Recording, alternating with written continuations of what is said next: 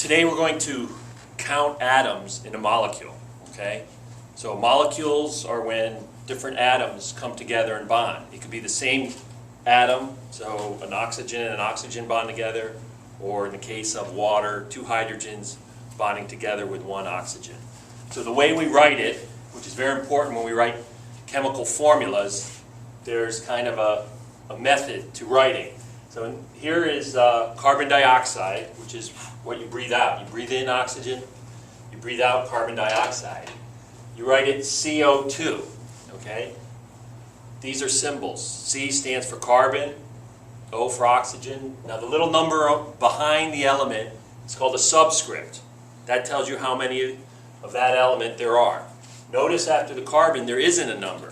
If there's no number, it's understood that it's a 1, but they'll never write the 1, okay? So if you see an element symbol and nothing behind it, it's a 1, okay?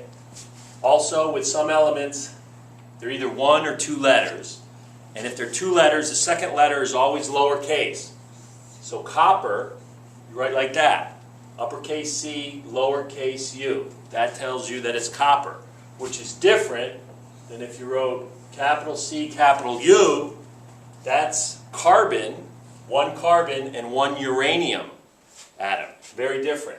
The second letter's lowercase, it's 1 element. So that's calcium, okay? The second letter's lowercase.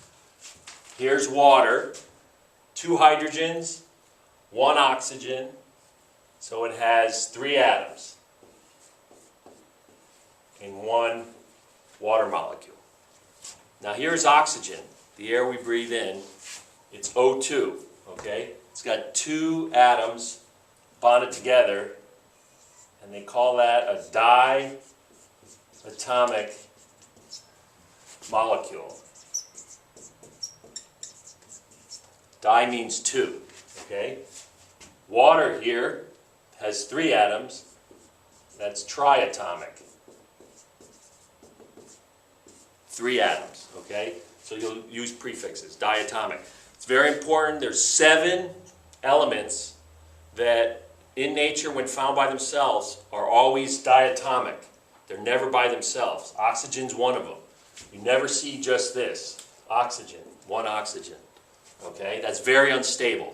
That'd be like standing up on your toe of 1 foot. You can't do it very long. So oxygen, if it's by itself, now it could bond to other things, and oxygen bonds to many, many, many different things, and is in all sorts of things, but by itself it'll be diatomic. And there's a total of 7, and a way to memorize these 7 is to just say this out loud. Hofbrinkel. Hofbrinkel. It's kind of silly, but it helps you remember it. So these 7, hydrogen, gas is diatomic, oxygen, fluorine is diatomic when it's by itself, B, lowercase r, so that's 1 element, bromine, that's Br2, iodine is I2, N, nitrogen gas, 78% of the atmosphere and the air is this, okay, nitrogen. And then the last one, C, lowercase l, the little 2, that's chlorine gas. So these 7, Hofbrinkel, you need to memorize and know that they're going to be diatomic, okay?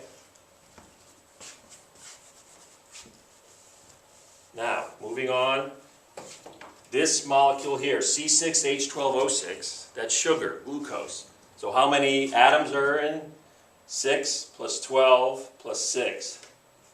So that's 24 atoms make up a glucose molecule. Now, things get a little bit more complicated than that.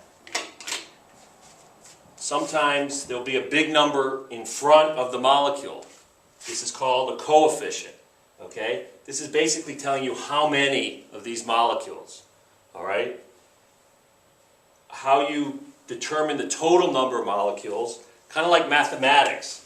When you have a number on the outside, you multiply it by everything inside.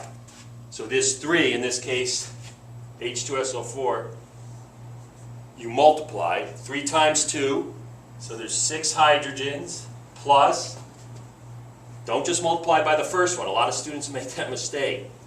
Sulfur, S, now there's no number, so what is it? 1. So 3 times 1 is 3, plus oxygen, 3 times 4 is 12. So there's 12 oxygen atoms here, and then you add them all up, and you get 21. 21 atoms here, okay? So if there's a big number in front, you multiply it by every subscript and then add them together. Now moving over here, a little more complicated molecules. These have parentheses in it, okay? This is called aluminum hydroxide. OH together is hydroxide. I have a parentheses here with a little subscript 3.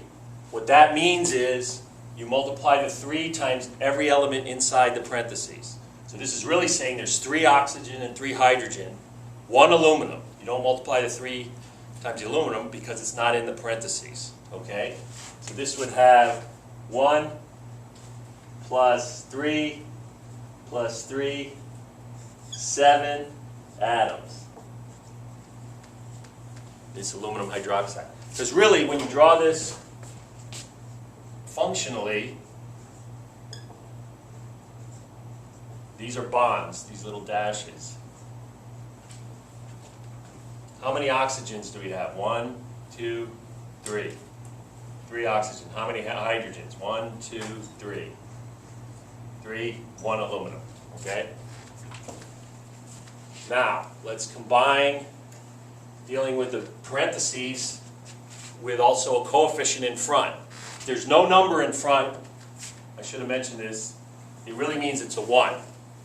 1 times 1, 1 times 3. So here we go.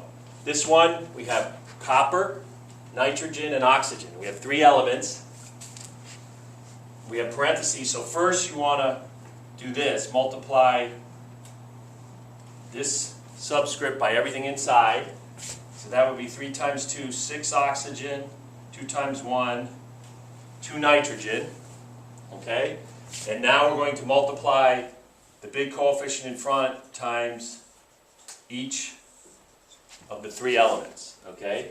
So 2 times 1, that's 2 copper, plus 2 times 2, that's 4 nitrogen, plus 2 times 6, 12 oxygen. Give us a grand total of 18 atoms. This is called copper nitrate, by the way. All right, now this last one, let me put a coefficient. I want you to try this one, okay? This is aluminum sulfate. And let's put a 3 here.